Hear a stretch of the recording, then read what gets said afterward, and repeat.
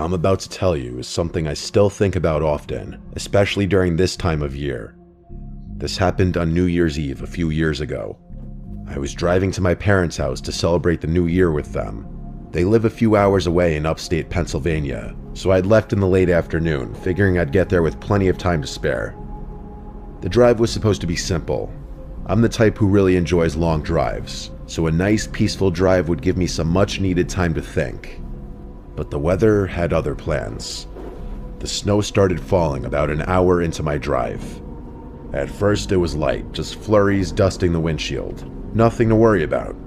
I thought the snowfall was actually quite pretty, but I'm pretty sure I jinxed myself. The further I drove, the harder the snow came down.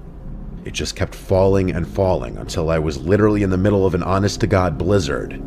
The highway turned slick and visibility dropped to almost nothing.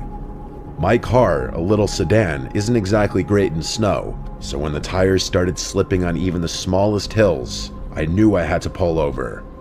There was no point in risking my life. It was my own fault for not planning out the drive better.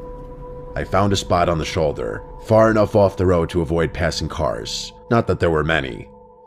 I texted my parents about my situation, and they seemed worried sick. I tried to reassure them that everything would be okay, but I honestly wasn't too sure about that myself. I figured I'd wait out the worst of the storm, hoping it would just ease up, but the snow didn't let up.